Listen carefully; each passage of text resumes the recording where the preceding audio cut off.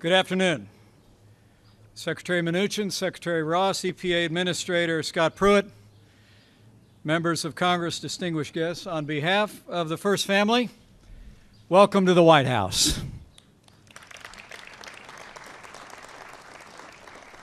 You know, it's the greatest privilege of my life to serve as Vice President to a president who is fighting every day to make America great again. Since the first day of this administration, President Donald Trump has been working tirelessly to keep the promises that he made to the American people. President Trump has been reforming health care, enforcing our laws, ending illegal immigration, rebuilding our military. And this president has been rolling back excessive regulations and unfair trade practices that were stifling American jobs. Thanks to President Trump's leadership, American businesses are growing again, investing in America again, and they're creating jobs in this country instead of shipping jobs overseas. Thanks to President Donald Trump, America is back.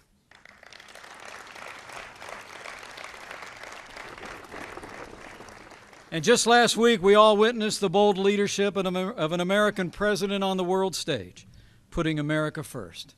From the Middle East to Europe, as leader of the free world, President Trump reaffirmed historic alliances, forged new relationships, and called on the wider world to confront the threat of terrorism in new and renewed ways. And by the action the President will announce today, the American people and the wider world will see once again, our President is choosing to put American jobs and American consumers first. Our President is choosing to put American energy and American industry first. And by his action today, President Donald Trump is choosing to put the forgotten men and women of America first. So with gratitude for his leadership and admiration for his unwavering commitment to the American people, it is now my high honor and distinct privilege to introduce to all of you the President of the United States of America, President Donald Trump.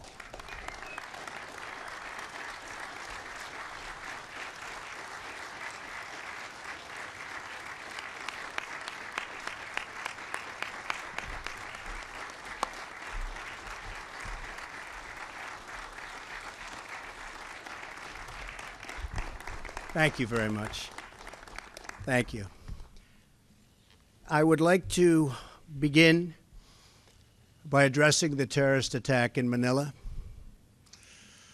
We're closely monitoring the situation, and I will continue to give updates. Anything happens during this period of time, but it is really very sad as to what's going on throughout the world with terror. Our thoughts and our prayers are with all of those affected. Before we discuss the Paris Accord, I'd like to begin with an update on our tremendous, absolutely tremendous economic progress since Election Day on November 8th. The economy is starting to come back, and very, very rapidly. We've added $3.3 trillion in stock market value to our economy and more than 1 million private sector jobs.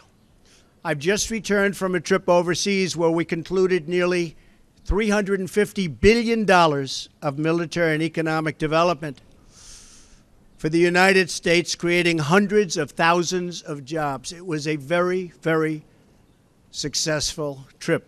Believe me. Thank you. Thank you. In my meetings at the G7, we have taken historic steps to demand fair and reciprocal trade that gives Americans a level playing field against other nations. We're also working very hard for peace in the Middle East, and perhaps even peace between the Israelis and the Palestinians. Our attacks on terrorism are greatly stepped up, and you see that.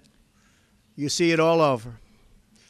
From the previous administration, including getting many other countries to make major contributions to the fight against terror. Big, big contributions are being made by countries that weren't doing so much in the form of contribution. One by one, we are keeping the promises I made to American people during my campaign for president, whether it's cutting job-killing regulations, appointing and confirming a tremendous Supreme Court justice, putting in place tough new ethics rules, achieving a record reduction in illegal immigration on our southern border, or bringing jobs, plants, and factories back into the United States at numbers which no one until this point thought even possible. And believe me, we've just begun. The fruits of our labor will be seen very shortly, even more so. On these issues and so many more, we're following through on our commitments, and I don't want anything to get in our way. I am fighting every day for the great people of this country. Therefore, in order to fulfill my solemn duty to protect America and its citizens, the United States will withdraw from the Paris Climate Accord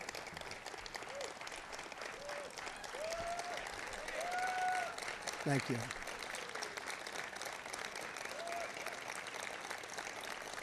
Thank you. But begin negotiations to re-enter either the Paris Accord or in really entirely new transaction on terms that are fair to the United States, its businesses, its workers, its people, its taxpayers.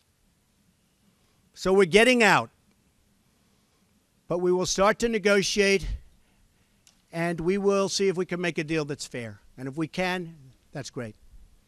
And if we can't, that's fine. As president, I can put no other consideration before the well-being of American citizens.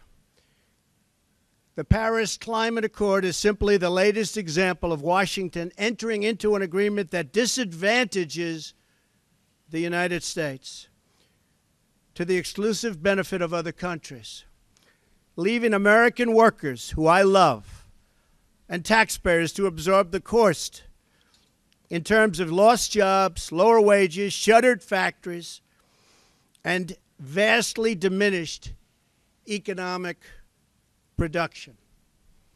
Thus, as of today, the United States will cease all implementation of the non-binding Paris Accord and the draconian financial and economic burdens the agreement imposes on our country.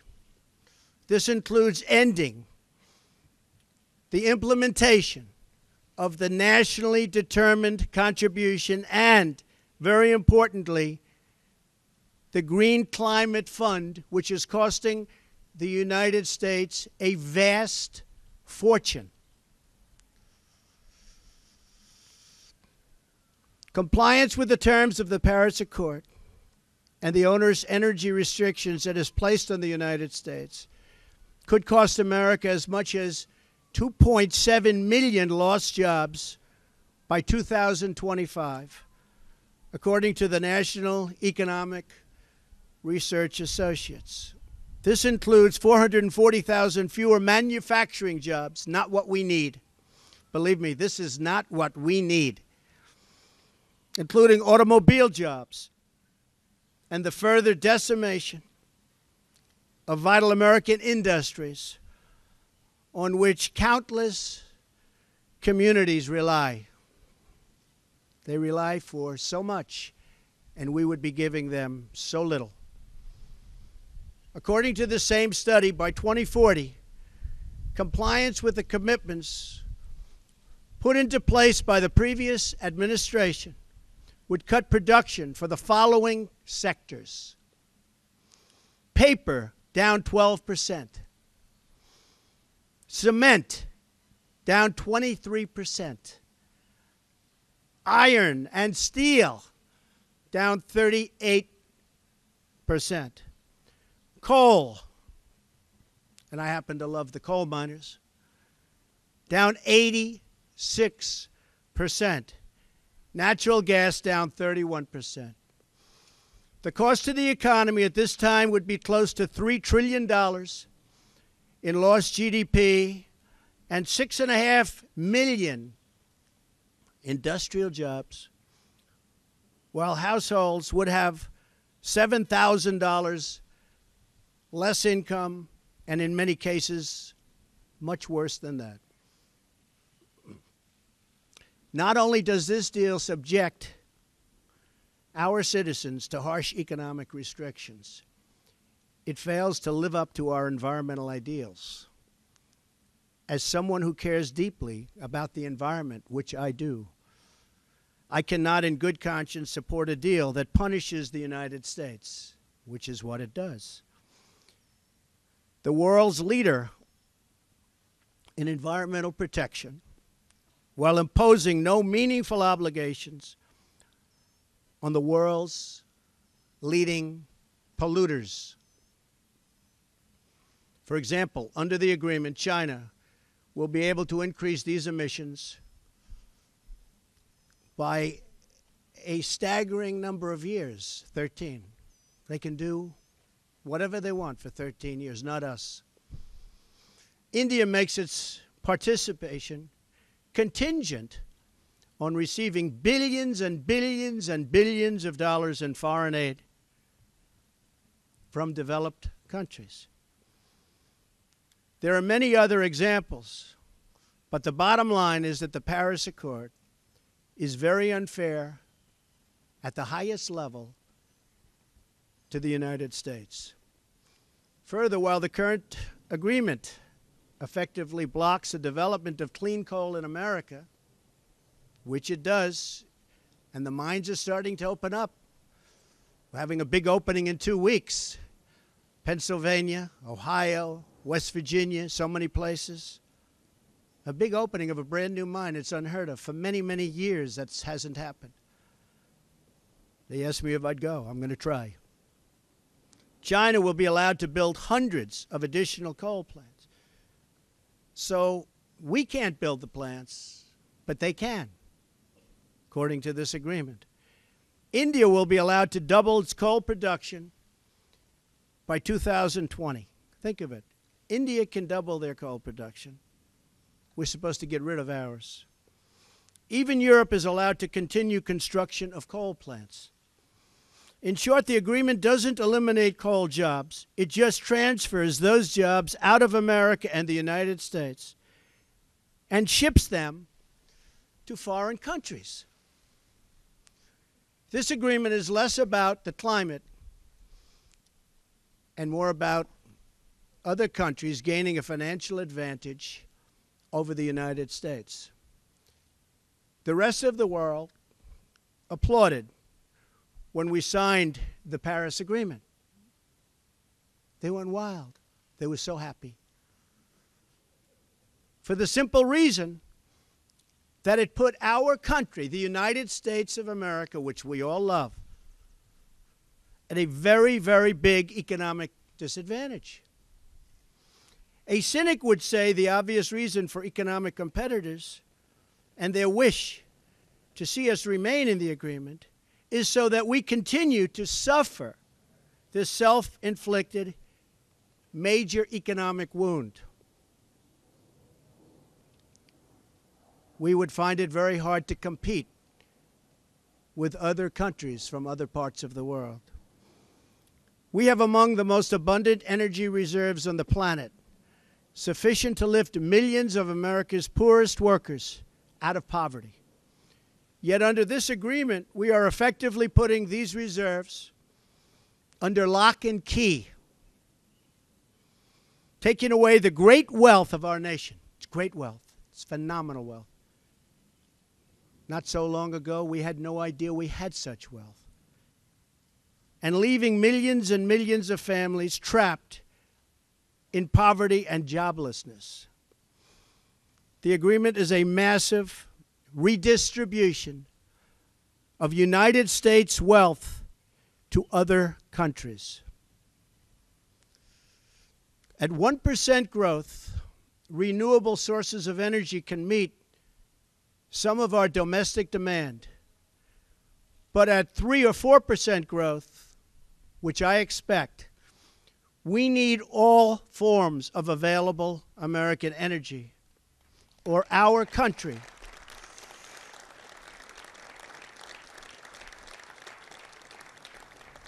will be at grave risk of brownouts and blackouts. Our businesses will come to a halt in many cases, and the American family will suffer the consequences in the form of lost jobs and a very diminished quality of life. Even if the Paris Agreement were implemented in full, with total compliance from all nations, it is estimated it would only produce a 0.2 of 1 degree, think of that, this much, Celsius reduction in global temperature by the year 2100. Tiny, tiny amount. In fact, 14 days of carbon emissions from China alone would wipe out the gains from America, and this is an incredible statistic, would totally wipe out the gains from America's expected reductions in the year 2030, after we have had to spend billions and billions of dollars, lost jobs, closed factories, and suffered much higher energy costs for our businesses and for our homes. As the Wall Street Journal wrote this morning, the reality is that withdrawing is in America's economic interest and won't matter much to the climate. The United States under the Trump administration will continue to be the cleanest and most environmentally friendly country on earth. We'll be the cleanest. We're going to have the cleanest air. We're going to have the cleanest water. We will be environmentally friendly, but we're not going to put our businesses out of work. And we're not going to lose our jobs. We're going to grow. We're going to grow rapidly.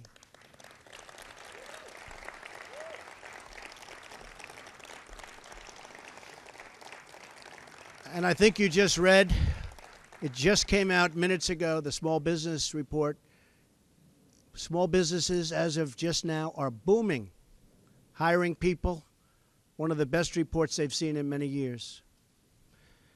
I'm willing to immediately work with Democratic leaders to either negotiate our way back into Paris under the terms that are fair to the United States and its workers, or to negotiate a new deal that protects our country and its taxpayers.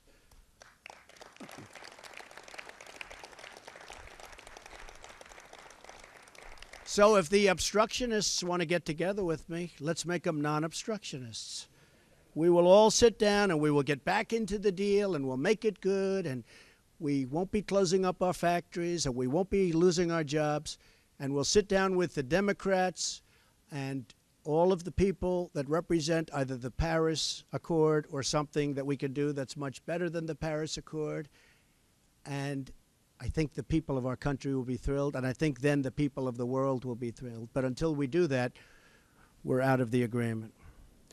I will work to ensure that America remains the world's leader on environmental issues, but under a framework that is fair and where the burdens and responsibilities are equally shared among the many nations all around the world.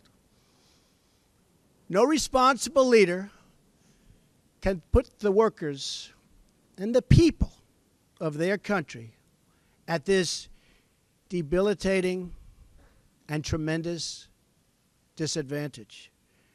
The fact that the Paris deal hamstrings the United States while empowering some of the world's top polluting countries should dispel any doubt as to the real reason why foreign lobbyists wish to keep our magnificent country tied up and bound down by this agreement.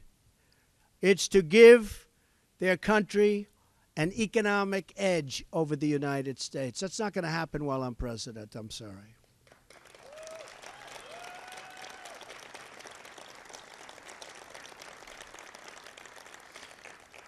My job as president is to do everything within my power to give America a level playing field and to create the economic, regulatory, and tax structures that make America the most prosperous and productive country on earth, and with the highest standard of living and the highest standard of environmental protection.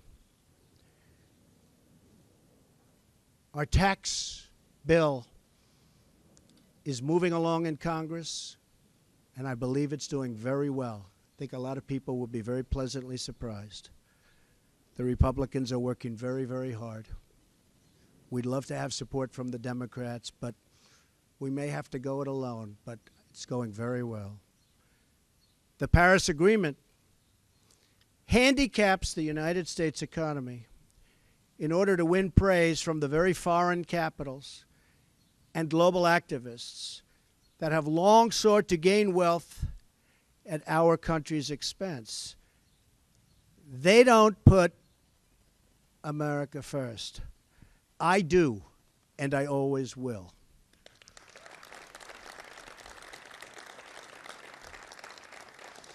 The same nations asking us to stay in the agreement are the countries that have collectively cost America trillions of dollars through tough trade practices and, in many cases, lax contributions to our critical military alliance. You see what's happening? It's pretty obvious to those that want to keep an open mind. At what point does America get demeaned? At what point do they start laughing at us as a country? We want fair treatment for its citizens, and we want fair treatment for our taxpayers. We don't want other leaders and other countries laughing at us anymore, and they won't be. They won't be. I was elected to represent the citizens of Pittsburgh, not Paris.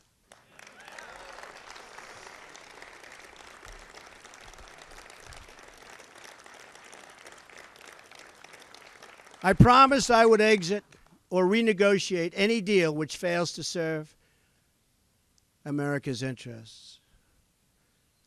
Many trade deals will soon be under renegotiation.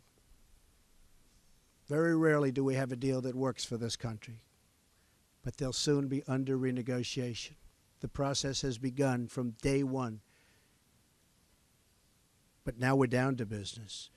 Beyond the severe energy restrictions inflicted by the Paris Accord, it includes yet another scheme to redistribute wealth out of the United States through the so-called Green Climate Fund, nice name, which calls for developed countries to send $100 billion to developing countries, all on top of America's existing and massive foreign aid payments. So we're going to be paying billions and billions and billions of dollars, and we're already way ahead of anybody else. Many of the other countries haven't spent anything, and many of them will never pay one dime. The Green Fund would likely obligate the United States to commit potentially tens of billions of dollars, of which the United States has already handed over $1 billion. Nobody else is even close. Most of them haven't even paid anything, including funds raided out of America's budget for the war against terrorism. That's where they came. Believe me, they didn't come from me. They came just before I came into office. Not good. And not good the way they took the money. In 2015, the United Nations, departing top climate officials, reportedly described the $100 billion per year as peanuts and stated that the $100 billion is the tail that wags the dog.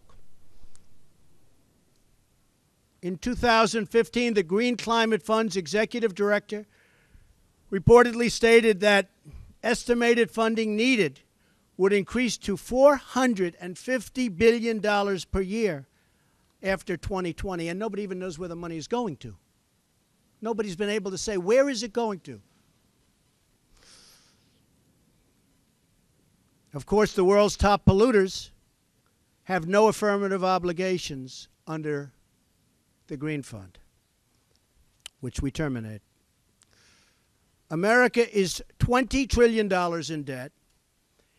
Cash-strapped cities cannot hire enough police officers or fix vital infrastructure. Millions of our citizens are out of work, and yet, under the Paris Accord, billions of dollars that ought to be invested right here in America will be sent to the very countries that have taken our factories and our jobs away from us. So think of that. There are serious legal and constitutional issues as well. Foreign leaders in Europe, Asia, and across the world should not have more to say with respect to the U.S. economy than our own citizens and their elected representatives. Thus, our withdrawal from the agreement represents a reassertion of America's sovereignty.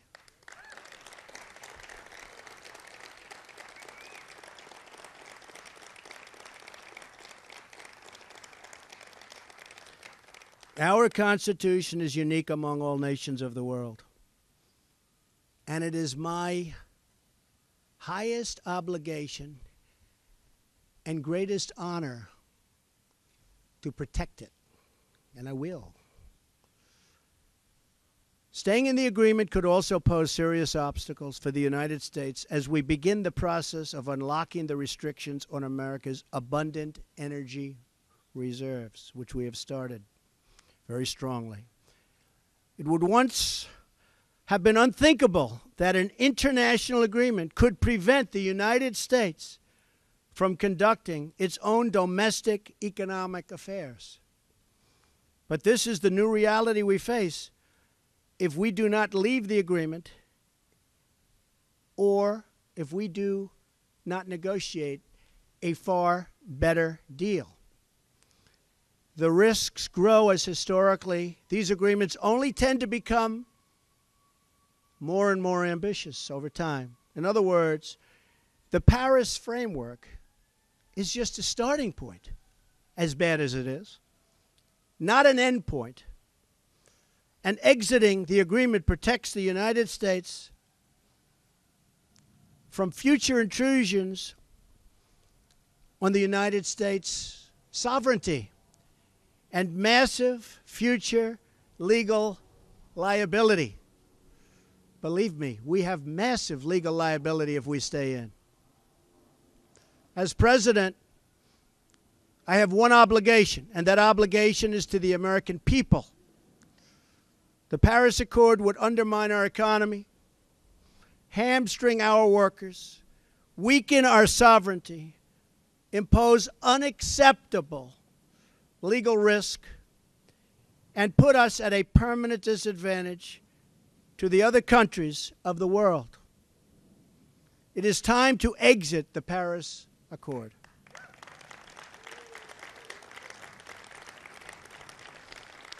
And time to pursue a new deal that protects the environment, our companies, our citizens, and our country.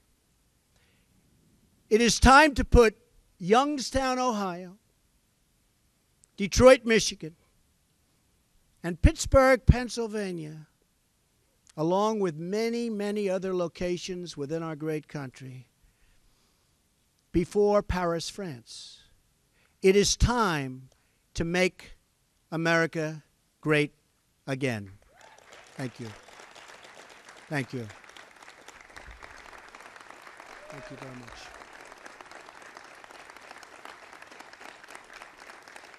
Thank you. Thank you very much.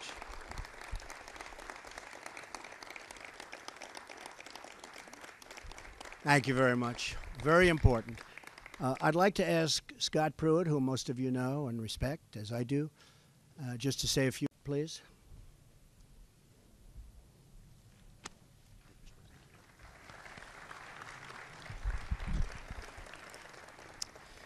Thank you, Mr. President. Your decision today to exit the Paris Accord reflects your unflinching commitment to put America first. And by exiting, you're fulfilling yet one more campaign promise to the American people. Please know that I'm thankful for your fortitude, your courage, and your steadfastness as you serve and lead our country. America finally has a leader who answers only to the people, not to the special interests who have had their way for way too long. In everything you do, Mr. President, you're fighting for the forgotten men and women across this country. You're a champion for the hardworking citizens all across this land who just want a government that listens to them and represents their interest. You have promised to put America first in all that you do. And you've done that in any number of ways, from trade to national security to protecting our border to right-sizing Washington, D.C. And today you've put America first with regard to international agreements and the environment. This is an historic restoration of American economic independence, one that will benefit the working class, the working poor, and working people of all stripes. With this action, you have declared that the people are rulers of this country once again. And it should be noted that we as a nation do it better than anyone in the world in striking the balance between growing our economy, growing jobs, while also being a good steward of our environment. We owe no apologies to other nations for our environmental stewardship. After all, before the Paris Accord was ever signed, America had reduced its CO2 footprint to levels from the early 1990s. In fact, between the years 2000 and 2014, the United States reduced its carbon emissions by 18+%. And this was accomplished not through government mandate, but accomplished through innovation and technology of the American private sector. For that reason, Mr. President, you have corrected a view that was paramount in Paris, that somehow the United States should penalize its own economy, be apologetic, lead with our chin, while the rest of the world does little. Other nations talk a good game. We lead with action, not words.